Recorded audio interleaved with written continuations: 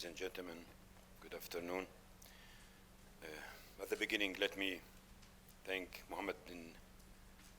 Hassan bin Mohammed Center for the generous invitation, and the thanks go to Dr. Mohammed Maraktan too.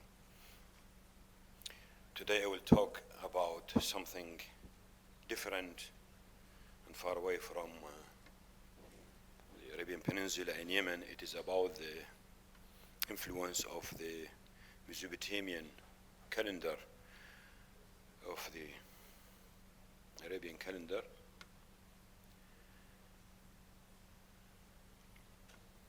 Of course, as you see, Mesopotamia, it's the land between two rivers, and it is the cradle of civilization.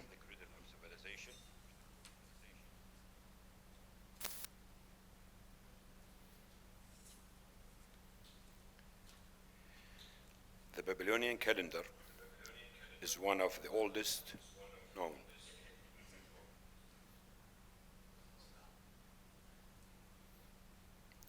Should I continue?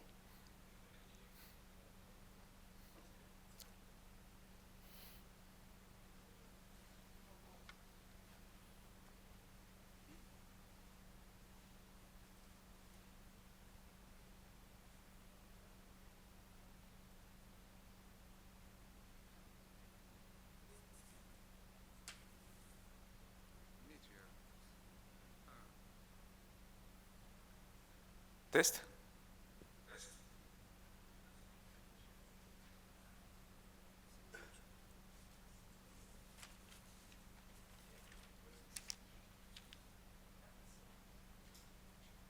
Test. I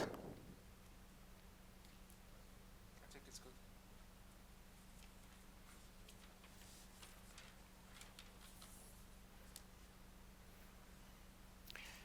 The Babylonian calendar is one of the oldest known, with evidence of its use dating back to 2600 BC. It was based on both lunar phases and the solar year. Each day began at sunset, and a new month started on the evening when the first crescent of the moon became visible after conjunction, occurring every 29 or 30 days. However,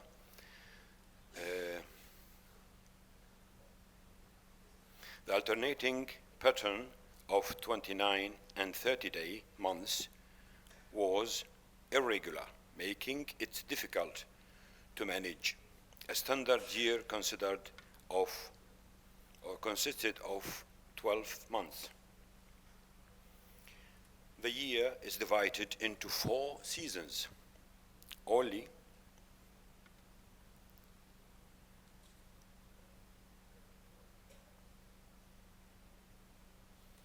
It doesn't work, I think.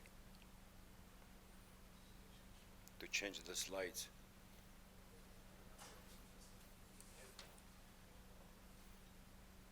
Try that.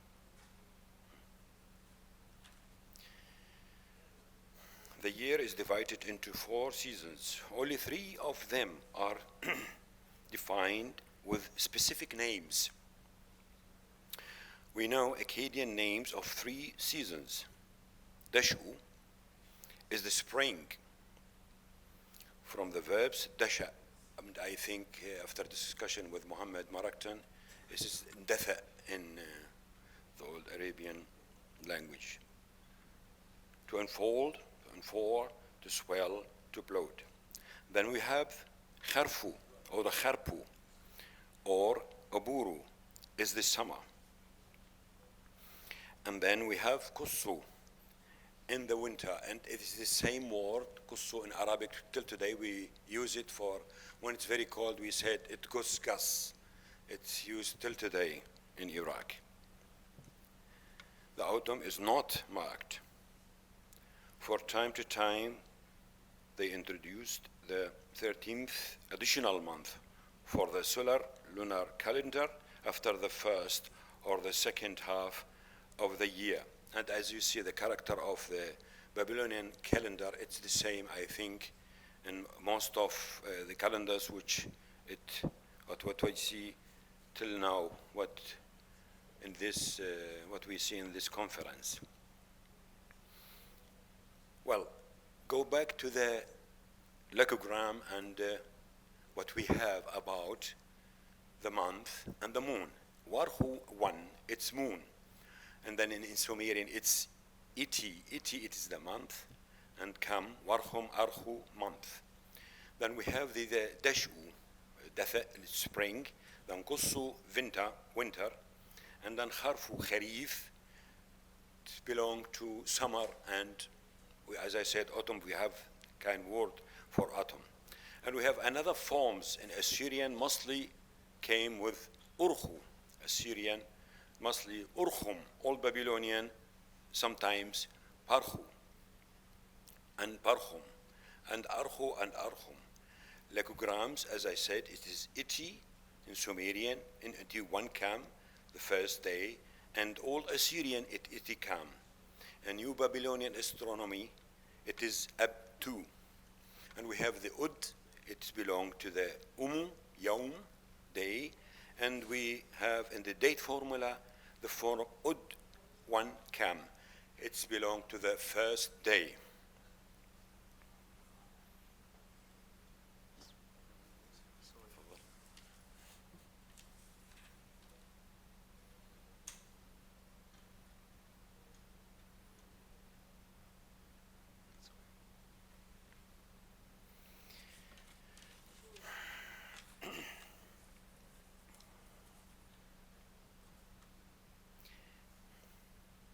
And as you see in the Akkadish logograms from Shram, he has all the iti and iti 1 kam and iti m3 about arach, archa, monatlich, of course, is in German, it's month and monthly, and all the forms which came with this word, connected with this word arachu.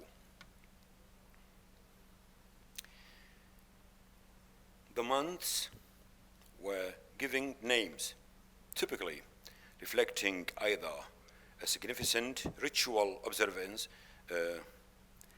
for the month or an important agriculture event. During the middle of the 3rd millennium BC, an early Semitic calendar was in use across northern and central Mesopotamia. In southern Mesopotamia, about 2400 till 2200 BC, local Sumerian calendar was in use. The Nuffar, Medinat Nuffar, month names would be approached as a logogram to denote months in the standard Babylonian calendar, a calendarical system used down through the close of the 1st millennium BC. As you see here, we have a lot of cities use a local calendar. We don't a standard calendar. The standard calendar came to us after a long time. But as you see, for example, the city Sippa, and then Adair, Mari, Shamshi Adad, and then Tal Rimah, and Tal Asmar, Ashchali, Tal Harmal, and then Elam. A lot of local calendar. They use sometimes, and the comparative with at the beginning with the Ayaru, Simanum, the Uzu, and then they use of course, the local calendar in many cities. And here it is the standard Babylonian year names: Nisanu, Ayaru, Simanu, Dauzu, Abu, Ululu, Tashritu, and then Warkhasma, and then Kislimu, Tapitu, Shabatu, Adaru. Of course, it began with Nisanu. It is March, April. And then the activities in these months, as you see, harvest, onions, then flax, then about millet, and sowing, and harvest semining, and a lot of works for the agricultural activities at that area in these months. Now, how the Babylonian divided these weeks? Here is an explanation of how the Babylonian structured their 7-day cycle based on lunar observation. These observations also formed the basis for determining of the start of the new month in their calendar with the 29th or 30 day, serving as an additional day depending on the timing of the crescent moon's appearance at the end of the month. The ancient Mesopotamian used a lunar calendar for both civil and religious purposes. Each month started when the new moon first became visible on the western horizon at sunset at the end of the first day. The month spent 29 or 30 days, concluding when the moon was no longer visible in the night sky. As you see, we have the first quarter, it is 7 days, 14, 21, and 28, and then we have 29 and 30, and then the shape of the moon after that.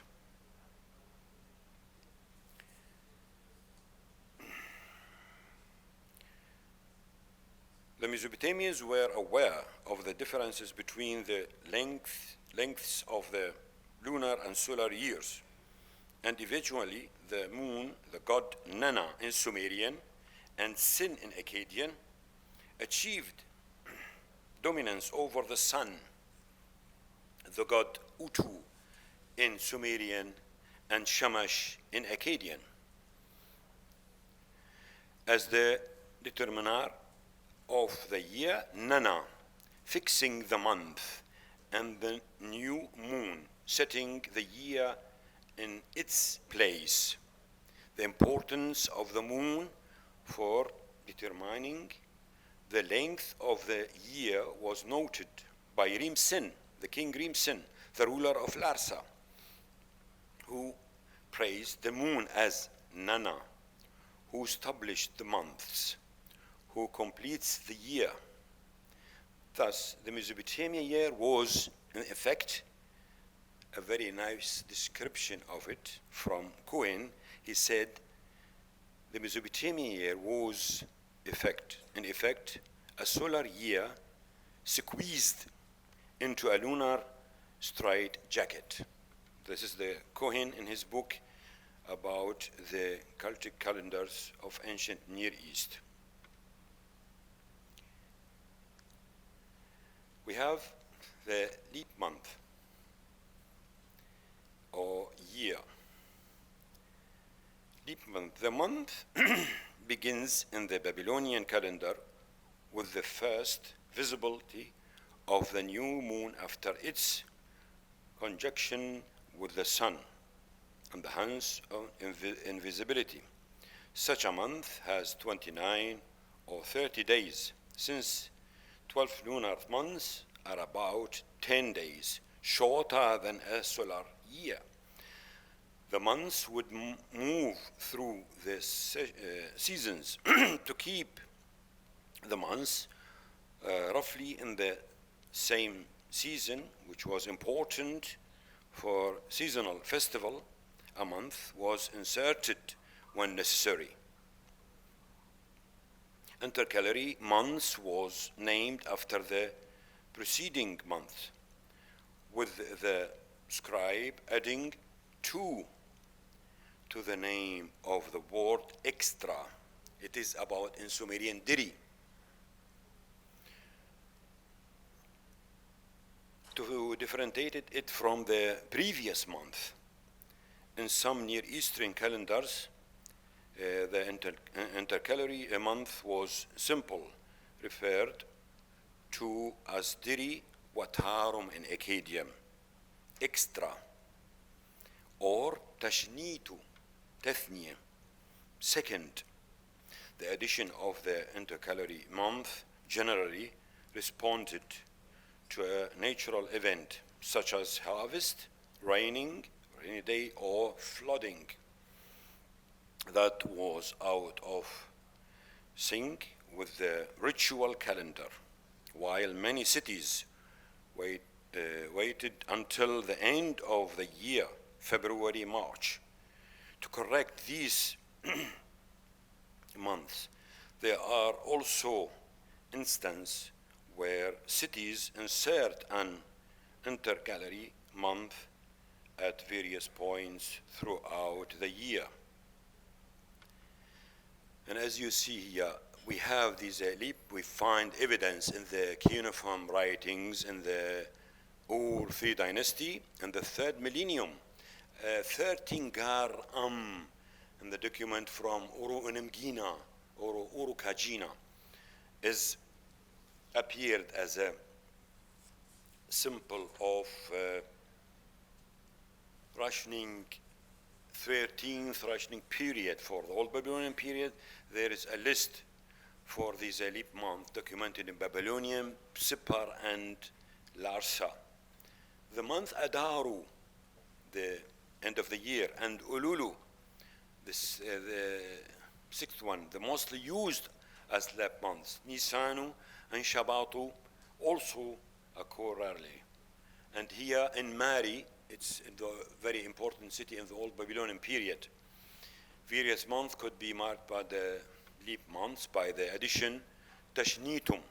We have Tashnitum in the word, and then we know it is the extra month. Under the reign of Zimrilim, the month Khibirtum occurs several times as leap month. Tirum also documented as a leap month in Mari. And then the leap month at the end of the year is secured for the eponym calendar. Now, it is in this form. We have, as I said, we see 12 months and we have 13 months. This is the one with 13 months. It is Ululu. They write Ululu 2 or Adaru 2. It is from Diri, or Dirik, leap month is in Sumerian. And then they write Diri Adaru, the month 12A. And you see again from Shram Hatta the details from this Adaru Arku or Warku. It's in German, Schalt Adar, Schalt Adar, Schalt Adar, Schalt Adar. It belongs to New Babylonian period too, and the end of this period.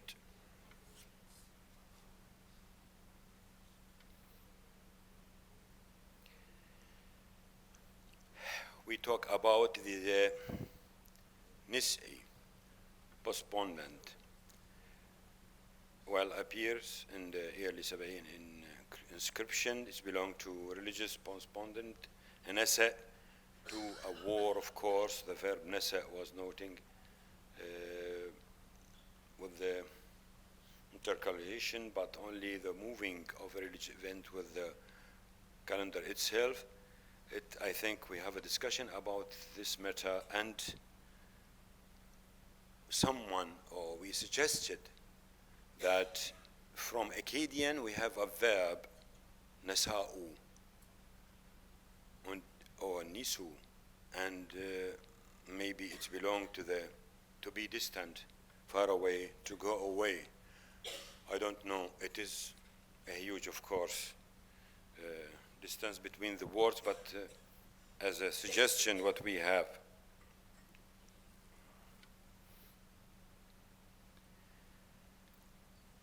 Now, as you see, we have the Hebrew calendar and the Akkadian comparative with the Akkadian calendar.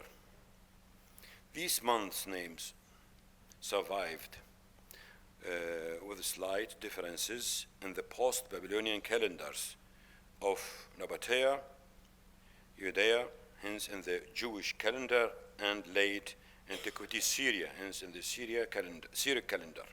Several studies have also mentioned the influence and adoption of the Babylonian calendar.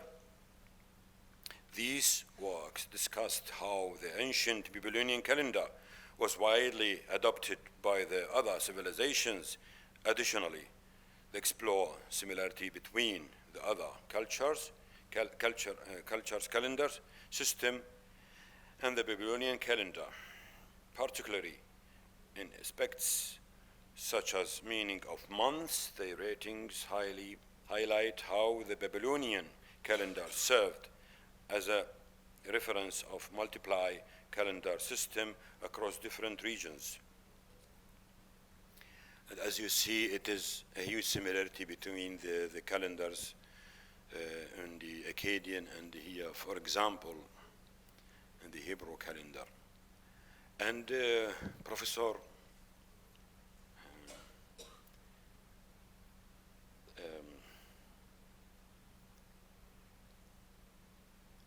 about the Nabatean months, as you see, we have 7 of them. Ayar, Ayaru, Tammuz, Tammuzu, Ab, Abu, Ulul, Ululu, Tishri, Tashritim, or the Tashritu, Kislimu, and then Adaru, Adaru. It is what we can say the similarity or the origin of the names of the months in the Nabatean months too. Of course, Safa'itic, zodiacal calendar, we have the Ulu, it's from Akkadian Alu, it's bull, and then we have the humor, it is godfish, Akkadian, of course it is the Akkadian word is not similar, but it is have the mean goal at the end. And we have the Dhil, Akkadian, Zimbatum, Dhail, or the Zibbatu. What can we say? It is have similarity with Akkadian language. We give an example now how the kings control all the matter of dating in the ancient Mesopotamia. Here an example, a new Assyrian text letter from a collection, and he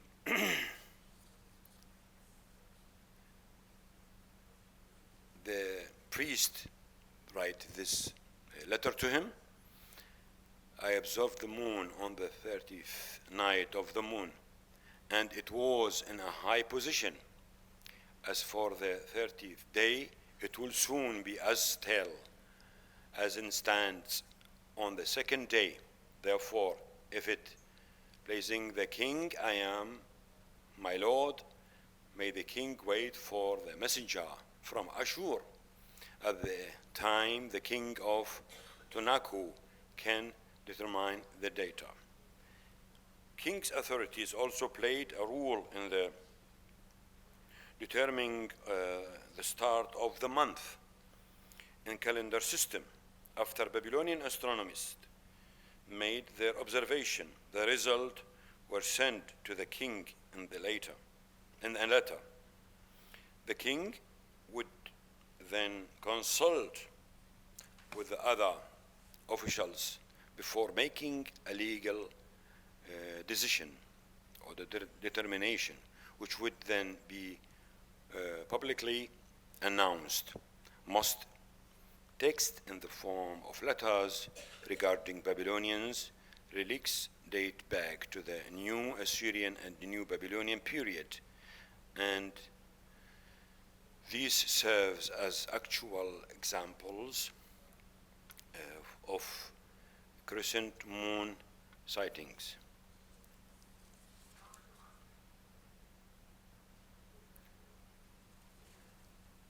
Now, to conclude, there's some similarities between the ancient Babylonian calendar and the other calendars.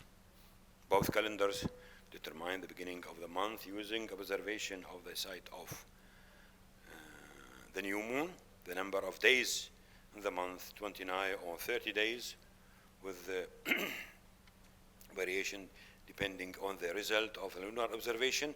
The day began at sunset, and observations, the site, the new moon are conducted in the evening as a marker for the transitions between months, and the determination of the start of a new month is overseen by governmental authorities serving as official institutions responsible for calendar regulation.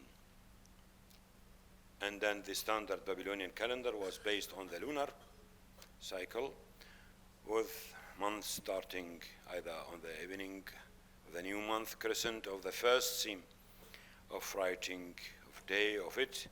The length of each month was limited to, as I said, 29 or 30 days, while there is no direct description of the calendar surviving Mesopotamia. Cuneiform text, a wealth of information about the Babylonian calendar is available through administrative and economic records and most notably astronomical text.